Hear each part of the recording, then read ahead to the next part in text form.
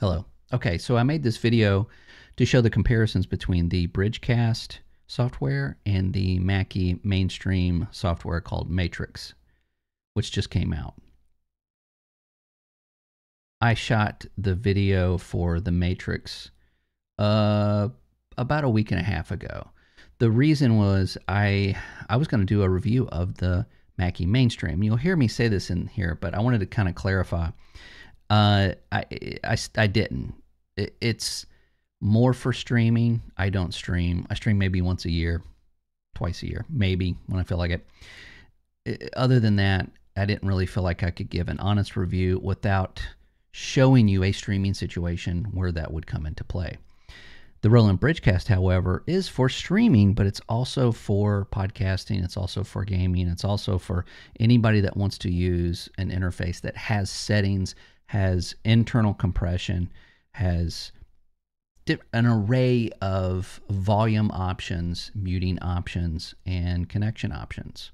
So I think it's a more viable product. So that's why it's going to feel a little fragmented with having the Mackie software and then the BridgeCast software, which I did shoot recently, like today. So pull up a chair, get some popcorn, turn the lights down. Let's get started.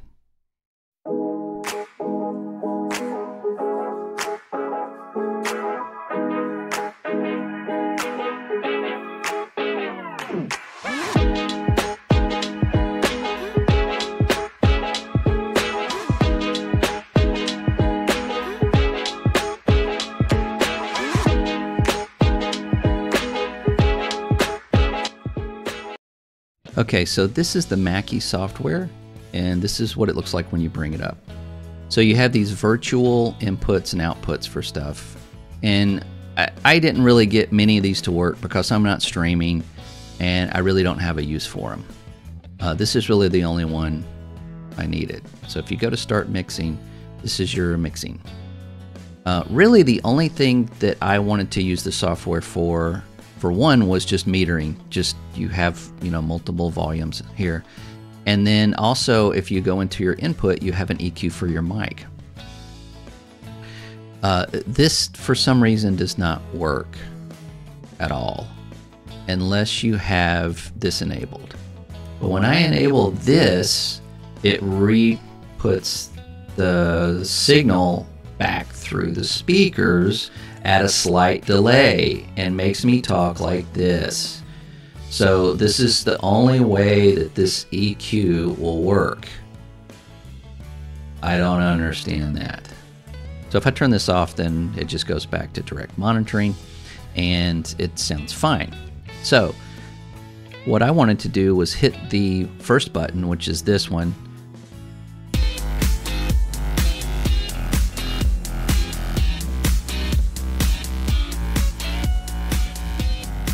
Welcome to the Graybeard Gaming Podcast, where we talk about the gaming industry and how it affects us as gamers and consumers. Now, you may notice that my voice is just a tad lower because when you add your own sample to this, it does not play it at the correct speed.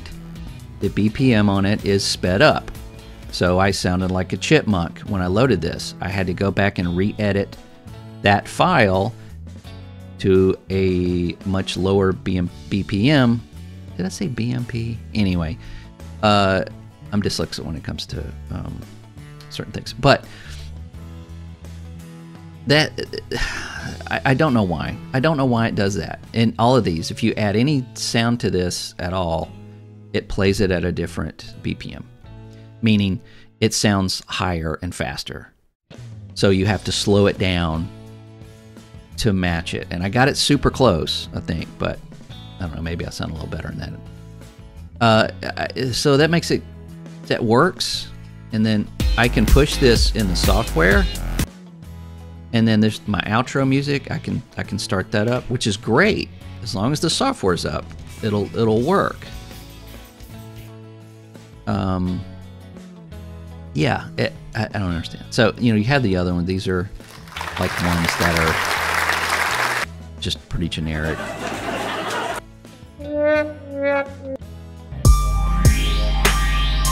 don't know. I guess that's popular. Hello, everyone. and then this one, which I should use often. However, this is crickets.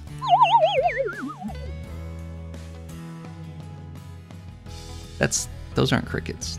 Anyway, so it makes some of the features that come with the Mackie mainstream somewhat pointless. This software is new. It did not launch with the Mackie mainstream. It came out fairly recently. I'm sure it will get better, but I really don't think I want to really use this at all. So I'm not saying that this is a, this is a no-go, don't get it. I'm saying that this software is still not necessarily finished. And if you're streaming, this may be exactly what you are looking for. So that's another reason why I wanted to show this. You can even make it a little longer if you want. If you go back to this, you can add devices. If you have other stuff, and even I've been told that if you have like a Streamer X, you can come in here and add that. So even if you have an external device that has volume controls or even anything else pertaining to streaming, you can add it here and just control everything with this one screen, which is fantastic. So for me though, for what I wanted to do, this was kind of a letdown.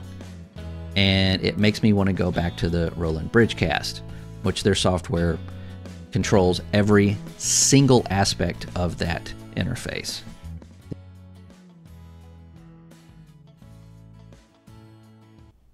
Okay, so that was the Mackie mainstream software called Mackie Matrix. And I wanted to show you that first. That was going to be part of my review of the Mackie mainstream, which I abruptly sent back. And in the video, you'll see that there's a lot of streaming stuff, and it's more for streaming than anything else. It's got the HDMI capture built into it. I mean, it's a solid device as it is. If you're going to capture from like a console or another PC and you'll put it in your streaming, it's fine. It has, acceptable mic inputs and phone outputs, which is important for me. The dials and everything are fine. I mean, it's great. But for me, I couldn't give a review based on 20% of what I was using. If I'm not streaming, I don't need to be. I don't need that device, and I don't need to be reviewing it. But the software I wanted to show, because ultimately I saw a huge discrepancy between what you're seeing right now and the Mackie software. So let's go over this stuff, and I'm going to show you what I've been using for a little while and why I like it so much and why I think it makes the BridgeCast so superior to the Mackie. And we're going to start home, and every once in a while I want you to look down here at this little picture. Have you noticed I don't have a camera on the BridgeCast as I'm doing this because I don't really need one. It's right there. Watch this. So if I'm this is the volume, and this is basically the layout. This is what I'm looking at right under my monitor. I got my mic volume, which is different than gain, set to 100. My side tone I've got all the way up. This is mic direct monitoring, or side tone, as some people say. This is your mic volume, and then here's your mute button. But you can assign this to something else. If you don't want the mic on the end, you want it over here, just change it. You got this button right here. This is a mute button, which is 100% what I need when podcasting and whatnot, especially chatting. When you want to eat some chips, I mute myself because, I'm a nice guy. So if I don't want that button, if I want to do something else, I just change it. Look at this. Look at this. Look at this. You can make it do whatever, like everything it offers. You can do. You can mute headphones. You can mute line out. You can have it as a beep. It doesn't matter. So in your stream, you can have all of this stuff. I have it as a mute button. And this right here is the LED that is around it. That shows the color of the knob. And I play with this probably more than a grown adult should. And then over to here is auxiliary. And again, you can change that to anything you want. And this is like your line in for your phone. If you plug your 3.5 millimeter in the back of the BridgeCast, you can control the volume from here. And of course, you can mute it, and you can do whatever you want with this stuff. Same thing with it. This is the system. This is like your PC audio, and this is your game audio.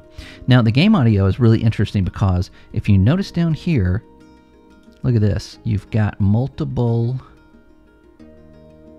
outputs. So if you're in a game that actually lets you change the output, and developers, please give us the option in games to change the output. Give us more in audio than voice volume and music volume. I mean, please. Beg at you. So if you can change that, you can set this to game, and then you can set the volume to this on your BridgeCast, and I can just turn it up and down as I need it. And what I like about this is that if I'm in a party chat, or if I'm creating video for my channel, like a game, a playthrough, anything like that, I can just turn the volume down on the game and then turn it back up when I'm done. It's great. Right there. It's all at your fingertips, and that's what this thing is about.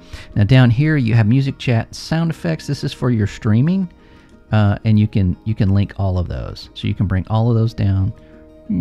Well, not all those. This and this. This is the Mackie didn't have anything like this at all. Dynamic. I'm using the Shure MV7 XLR, so I set it to dynamic. If you're using something that requires the 48 volt, like a condenser mic, you just click on that. If you're using a headset and you've got it plugged into the 3.5 millimeter headset jack, which is on the back of the BridgeCast, you just click that. And then this is your gain. This is your actual gain for your mic, and you can set it to where you need it. It needs to be like right in there, as you can tell. Now, if you haven't noticed, when I'm at home, this down here highlights everything you're seeing, everything that you're controlling. There's my speakers. Yeah, there's this stream mix right there. I don't know why that's grayed out, but I guess it's just because they're controlled on the actual BridgeCast. And then I go to mic, and it highlights the mic right there. I'm still in mic. We're going to go to the software over here. Again, already surpassing the Mackie stuff. Unless I just was using it completely wrong and did not find one thing that opened all that up. I don't think so, but if I am, let me know. I don't think I was, though. Low cut, you have that low cut that takes the low off the cut. Noise suppressor, obviously, if you've got a fan in the background or something, you probably want to turn that on and set your volume to that. The de-esser is if you're kind of, if you're kind of snaky when you talk, you can turn that on. I don't feel like I need it on, but if I do, let me know. And then this is the compressor. The compressor I'm not really fond of. It sounds a little bit too robotic, so I don't use it. I usually just do something in post, or I use the filter in OBS, which I think is actually better. I do, however, use the EQ, and this is how I set it. This is more like a broadcasting tone, and then this is with no EQ. This is just the mic going straight into the BridgeCast. I think it sounds good too, but I want to take a little bit of that top end off so that it sounds a little bit more pleasing. I've found that my voice sounds good with headphones on in front of a computer, and as soon as you put me in a car, not so great. So this is back to my NPR. Welcome to NPR. Yeah, and you can do anything with this. And you can also go to detailed and set the actual hertz. It hurts. And mic effects. This is cool too. I like this. It's stupid. I don't know why you would use this, but I like it. Reverb is obviously, let's turn it on. Click, click, drip, drip, drip. It's like you're in a cave. This one's crazy. Hello? Anybody in there? Timmy? Okay. This is the baby voice. I'm a little baby. I complain about campers. Who is cheating? And this is Fat Voice. I need a cheeseburger. Stat. Alright, and this is my favorite. I'm putting him in the game, Sock. Yeah, what movie is that from? Okay, so you can set these individually. Watch this. So you can change the pitch. And This right here. It goes up and down, whatever. Yeah. So you can even change it to something completely different. So go back to that. Yeah. And then you can save it right. Sorry. And then you could save it right here or create your own. You add some reverb, combination of stuff. It's really cool. It's just fun stuff. Now, this is controlled right here on the BridgeCast. You just select the one using a button and then turn it on with another button. So I can turn it on like this. Yeah. And then turn it right back off. Just a button. It's right there in front of you, and that's what I love about it. That's what the Mackie did not have, among other things. Now, game, this may be important to you, it may not. It's not so much me. Now, on the BridgeCast right here, you have a button that you select on, and then 1, 2, 3, 4, and 5. And obviously this is Apex, Valorant, Fortnite, Call of Duty, and then just general. And then when you click on these, as you can see, they change independently. Now, this is really cool. I love this because if you have one pair of headphones or one headset, and that's what you use every single time, you can set different EQs for different games, or just set one EQ to kind of mitigate some, too much treble, too much bass, not enough mid, something like that, that really is just missing in that headset. And if you're using a gaming headset, I can guarantee there's something missing. But for me, I use primarily, most of the time I use DT770 Pros, which I find is just an all-around, just fantastic headphone for gaming, for music, for what I'm doing right now. But when I podcast, I use some Sonys, and then when I listen to music, I might use the DT770s, or I might use some HT560Ss, which are open back.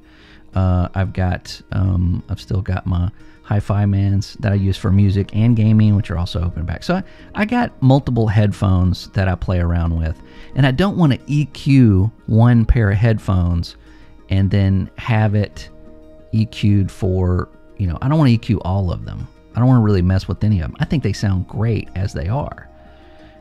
But it's a great feature. It's an excellent feature if you use one headphone all the time. But honestly, I mean, you can set these, you can rewrite these to like one pair of headphones, a pair of a headset, or something like that if you want to play around with those. Personally, there's two kinds of people. There's people that EQ their headphones, and there's people that think if you have to EQ them, you're using the wrong headphone. I'm on that fence.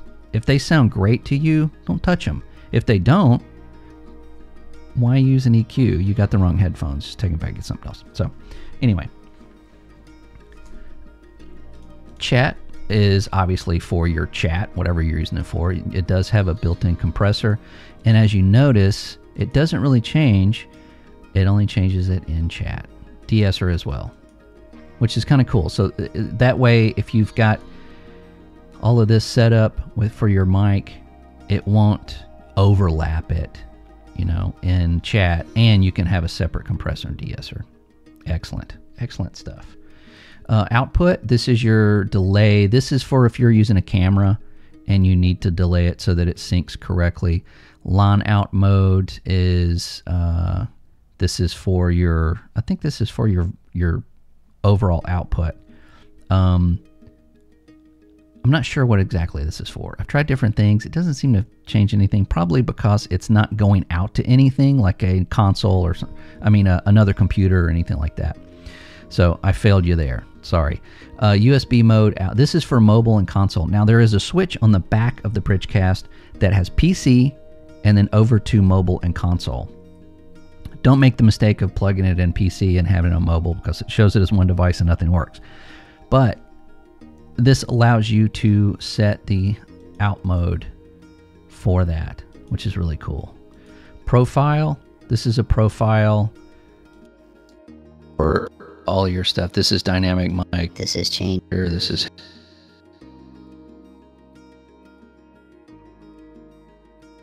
hello. There we go.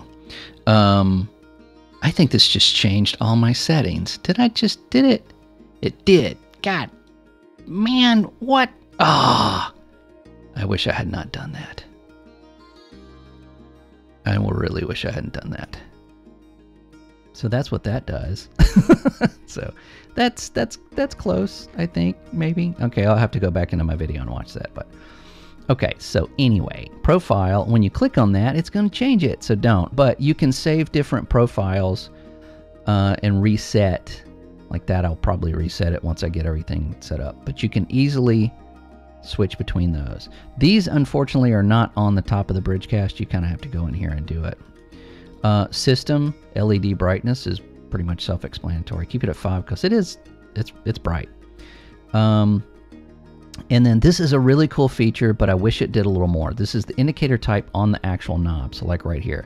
So you see these little dots. Okay, like right now it's on meter. So when I'm talking, it shows the meter on the microphone knob. It goes all the way around the knob and shows me what my volume is hitting at. The other ones, there's nothing because there's no other sounds. If I put it on level, then when I look at my knobs, each one of these dots stops at the level that I have it at. So it's really cool to see what your levels are just by looking at them. But it would be great if you could change the mic to have a meter and then the other ones have a level. I would really like that. I know Roland's watching this right now, so please get on it. Mute, this is a really cool feature too. When you mute something, it, like right now it blinks, so it kind of like has that breathing effect on the LED. Or you can have it click off, and then when you hit it, just all the lights go off. Just that like section of the BridgeCast, like this would just go dark. So that's really cool. Firmware version, this is the Master Chief version, so it's probably the best one. And update, I've done an update. I think I just got this update, so I think I'm good on that. But you can back up and restore. Always back up your firmware. Trust me. Phones gain. This is, I'm not sure if this is really needed. It's kind of a weird feature, but I guess it's good. Normal is normal. I've got, mine's at about 50%. DT770 Pros, I'm using the 32 ohms. I have some 80 ohms. If I was using the 80 ohms, it would probably be at about 70-80%. Or I could just click boost and it would boost the signal coming out of it. And then if you're using something like the 250 ohms, they need a lot of power. You could hit boost 2, which has a ton of volume. I'm pretty sure they will power those just fine. Now, if you're asking again, I think I went over that, but with this gain, it has 75 dB of gain. I'm pretty sure that will power a SM7B just fine. I don't even think you need a cloud lifter, but don't quote me on that because I don't have that $400 overpriced microphone. And then down here, this is like the cloud stuff. I haven't really looked at this yet because I always just assume it's like, hey, join it. Oh, it's only, you know, 15 bucks a month. Yet, I think that this has a lot of features. I think that the features itself are just exactly where they need to be. Easy to read, easy to comprehend. It even tells you right here where all of this stuff is when you go through here. And it gives you some things to get better sound, better streaming, ease of use. It's fantastic. So if you ask me which one was better, obviously for $299.99, the BridgeCast is better than the Mackie in pretty much every way. So thanks for watching. Hope this helps you in your purchasing, helps you find something for streaming or podcasting or just gaming. I use this obviously more than, I don't podcast 24 hours a day, so this thing has just been great just using it for audio in general. Awesome stuff. So thanks for watching. I'll see you in the next one. Have a great day.